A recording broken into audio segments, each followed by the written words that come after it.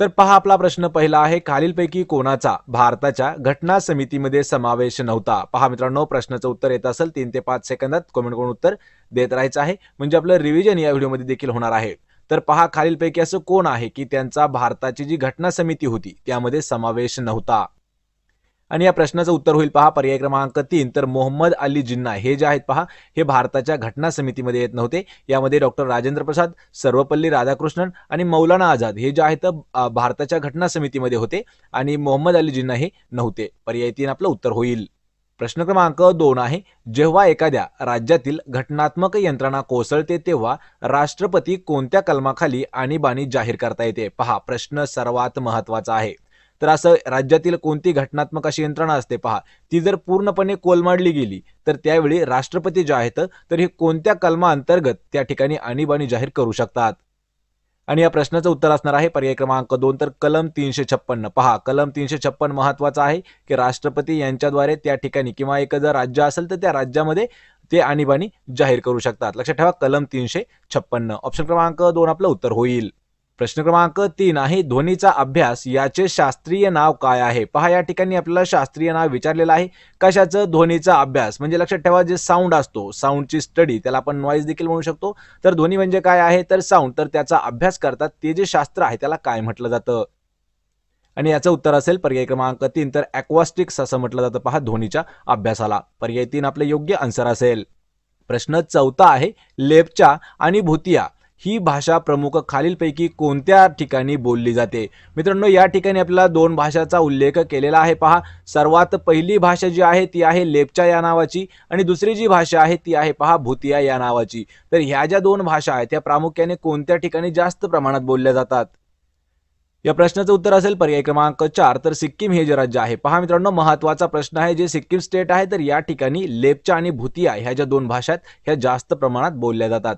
यावर आपल्याला महत्वाचे प्रश्न विचारतात. राज्य आणि सण, त्याच पद्धतीने राज्य आणि त्यांची बोलीभाषा यावर देखील आपल्याला प्रश्न विचारले जातात. त्यामुळेच पहा सिक्कीम ही जी आहे या ठिकाणी लेप्चा आणि भूतिया हे 2 भाषा आहेत. ऑप्शन क्रमांक 4 आपलं उत्तर असेल. प्रश्न क्रमांक 5 आहे, सिल्वर रिव्होल्यूशन कोणत्या कृषी उत्पादनावर आधारित आहे? पहा सिल्वर रिव्होल्यूशन हे जे आहे हे कोणत्या कृषी उत्पादनावरती आधारित आहे? आणि या प्रश्नाचं उत्तर असणार आहे पर्याय क्रमांक 3, तर अंडी उत्पादन वृद्धी जी आहे याला अवलंबून आहे किंवा या उत्पादनावरती आहे सिल्वर रिव्होल्यूशन. पर्याय क्रमांक 3 आपलं योग्य उत्तर असणार आहे. मित्रांनो हा प्रश्न इम्पॉर्टंट आहे पहा. जेवढ्या काही क्रांती झालेल्या आहेत त्यावरती आपल्याला महत्त्वाचे प्रश्न विचारले जातात. आतापर्यंत जेवढ्या काही क्रांती झालेल्या आहेत आपण त्यावर देखील म्हणजे कृषी क्रांती ज्या असणार आहेत त्यावरती आपण डीपमध्ये एक व्हिडिओ घेणार आहोत. प्रश्न 6 आहे, भारतातील पहिल्यांदा केंद्रीय कॅबिनेट मंत्रीपद बसविणारी पहिली महिला कोण होती? मित्रांनो महत्वाचा प्रश्न आहे पहा. तर भारतात सर्वात पहिल्यांदा केंद्रीय कॅबिनेट मंत्रिपदावरती विराजमान होणारी पहिली महिला कोण आहे?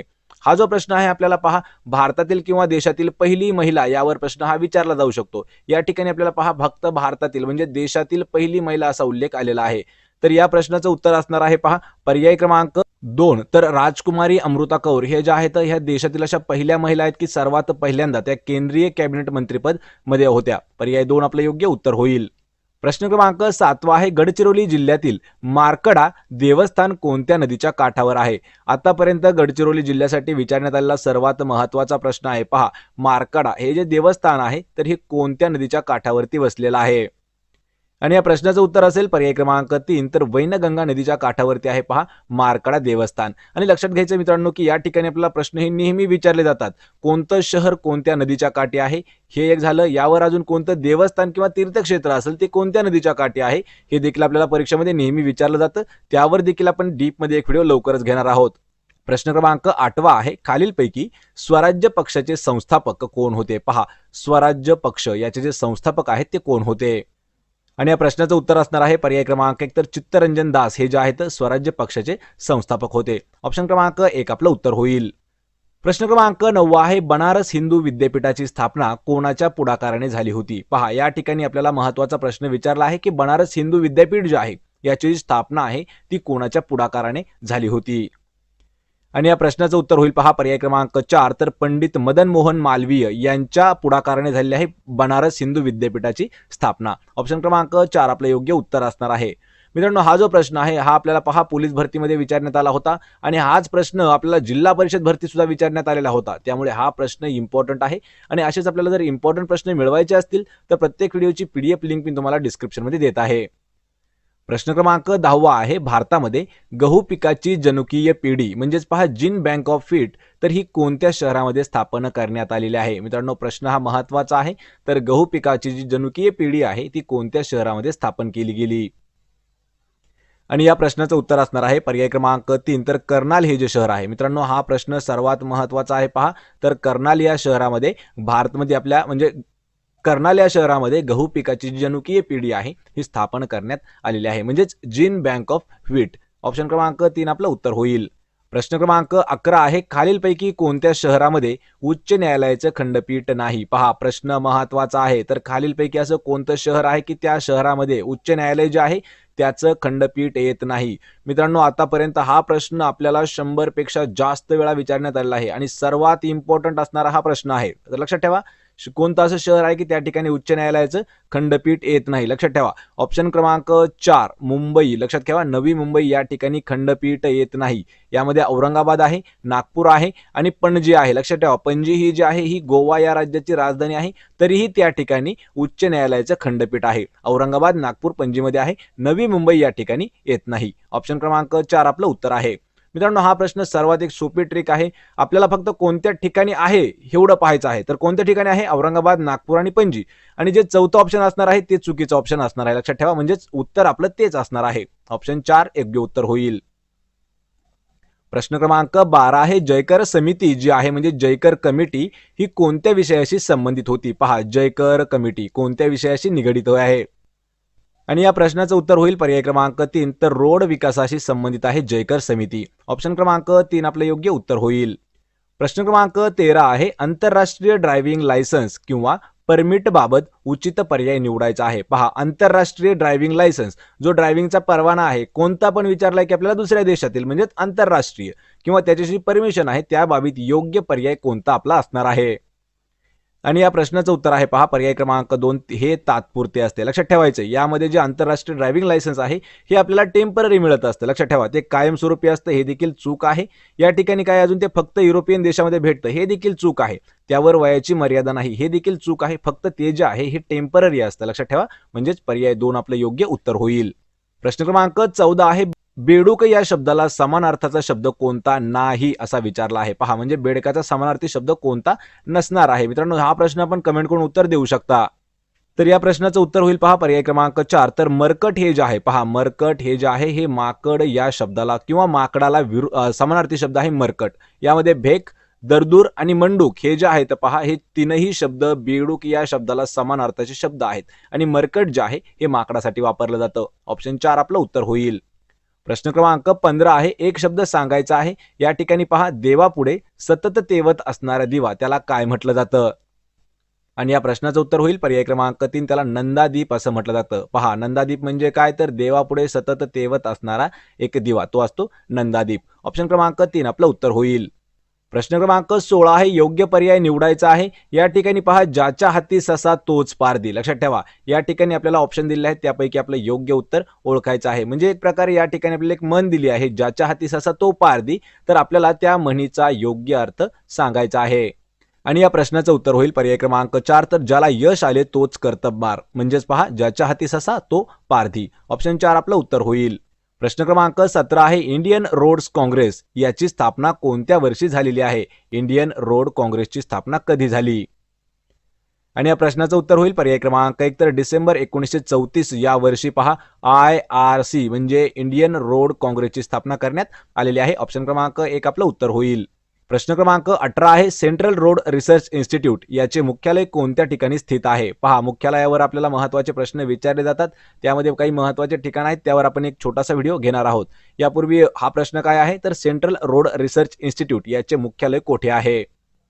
आणि या प्रश्नाचं उत्तर होईल पहा पर्याय क्रमांक 3, तर नवी दिल्ली या ठिकाणी आहे पहा सेंट्रल रोड रिसर्च इन्स्टिट्यूटचं ऑफिस. पर्याय 3 आपलं योग्य उत्तर होईल. प्रश्न क्रमांक 19 आहे, गेटवे ऑफ इंडिया हे भारताचे प्रवेशद्वार म्हणून कोणत्या वर्षी बांधण्यात आलं? पहा मित्रांनो, प्रश्न हा महत्त्वाचा आहे. Gateway of India, gateway of India याची जी स्थापना आहे ही कोणत्या वर्षी करण्यात आली आणि त्यालाच भारताचं प्रवेशद्वार देखील असं म्हटलं जातं? या प्रश्नाचं उत्तर असेल पर्याय क्रमांक 2 तर 1911 या वर्षी करण्यात आलेली आहे गेटवे ऑफ इंडियाची स्थापना. ऑप्शन क्रमांक 2 आपलं उत्तर होईल. प्रश्न क्रमांक 20 आहे खालीलपैकी हिंदी महासागरातील प्रवाळ बेटांचं उदाहरण म्हणून कोणतं बेट सांगता येईल? मित्रांनो प्रश्न हा महत्वाचा आहे. पहा तर हिंदी महासागरामधील प्रवाळ बेटाचं उदाहरण म्हणून काय सांगता येईल? आणि या प्रश्नाचं उत्तर असेल पर्याय क्रमांक 3 तर मालदीव हे जे आहे हे हिंदी महासागरामधील प्रवाळ बेटाचं एक उदाहरण आहे. ऑप्शन क्रमांक 3 आपलं उत्तर होईल. प्रश्न क्रमांक 21 आहे राज्यसभेचे सभासद होण्यासाठी वयोमर्यादा कमीत कमी किती असणं आवश्यक आहे? पहा मित्रांनो कशाचं व्हायचं आहे आपल्याला? राज्यसभेचं सभासद. तर त्यासाठी कमीत कमी वयाची अट किती आहे? तर या प्रश्नाचं उत्तर होईल पर्याय क्रमांक 4 तर कमीत कमी 30 वर्ष. लक्षात ठेवा कमीत कमी किती 30 वर्ष असणं गरजेचं आहे, त्यावेळी आपण राज्यसभेचे सभासद होऊ शकतो. ऑप्शन क्रमांक 4 आपलं उत्तर होईल. प्रश्न क्रमांक 22 आहे खालीलपैकी कोणत्या मराठी साहित्यिकास ज्ञानपीठ पुरस्कार मिळालेला नाही? पहा खालीलपैकी असा कोणता मराठी साहित्यिक आहे की ज्यांना आतापर्यंत ज्ञानपीठ पुरस्कार देण्यात आला नाही? आणि या प्रश्नाचं उत्तर होईल पर्याय क्रमांक 3 तर लक्ष्मीकांत देशमुख. लक्ष्मीकांत देशमुख यांना आतापर्यंत मराठी साहित्यकाला ज्ञानपीठ पुरस्कार जो आहे हा दिलेला नाही. ऑप्शन 4 आपलं योग्य उत्तर होईल. प्रश्न क्रमांक 23 आहे महाराष्ट्र शासनाने कोणते नवीन पोलीस आयुक्तालय स्थापन करण्याचा निर्णय घेतलेला आहे? आणि या प्रश्नाचं उत्तर होईल पर्याय क्रमांक 4 तर पिंपरी चिंचवड हे जे आहे पहा हे नवीन पोलीस आयुक्तालय तयार करण्याचं किंवा स्थापन करण्याचा जो निर्णय आहे तो नुकताच महाराष्ट्र शासनाने घेतलेला आहे. ऑप्शन क्रमांक 4 आपलं योग्य उत्तर होईल. प्रश्न क्रमांक 24 आहे जालियनवाला बाग हत्याकांडाच्या निषेधार्थ सर ही पदवी कोणी परत केली? पहा जालियनवाला बाग हत्याकांड कधी घडला आहे? 1919 साली. तर यावर आपल्याला अल्टरनेट असा प्रश्न विचारला होता की 2019 साली जालियनवाला बाग हत्याकांडाला किती वर्ष झाले? पहा 1919 ते 2019 असा हा 100 वर्षाचा जो काळ आहे तो झालेला आहे पहा जालियनवाला बाग हत्याकांडाला. आणि त्या ठिकाणी पहा तो हत्याकांड झाल्याच्या नंतर इंग्रजांनी एका व्यक्तीला सर नावाची पदवी दिली होती. तर ही जी पदवी आहे त्यांनी ती इंग्रजांना परत केली. तर ते व्यक्ती कोण होते? आणि या प्रश्नाचं उत्तर होईल पर्याय क्रमांक 4 तर रवींद्रनाथ टागोर यांनी आपली सर ही जी पदवी आहे ही परत केली होती इंग्रजांना. कशामुळे? तर जालियनवाला बाग हत्याकांडाचा निषेध दाखवण्यासाठी. ऑप्शन 4 आपलं उत्तर होईल. प्रश्न क्रमांक 25 आहे महात्मा गांधीजींच्या प्रेरणेने स्थापन करण्यात आलेल्या राष्ट्रभाषा प्रचार समितीचे मुख्यालय कोणत्या ठिकाणी आहे?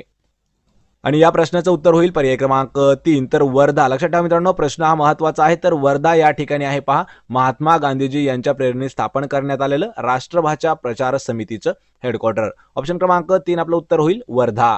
प्रश्न क्रमांक 26 आहे लोकायुक्त हे पद महाराष्ट्र राज्यात कोणत्या वर्षी अस्तित्वात आले? आणि या प्रश्नाचं उत्तर असणार आहे पर्याय क्रमांक 4 तर 1972 म्हणजेच पहा 1972 या वर्षी आपल्या राज्यामध्ये लोकायुक्त हे जे पद आहे हे निर्माण किंवा अस्तित्वात आलेलं आहे. ऑप्शन क्रमांक 4 आपलं योग्य उत्तर असणार आहे 1972 साली.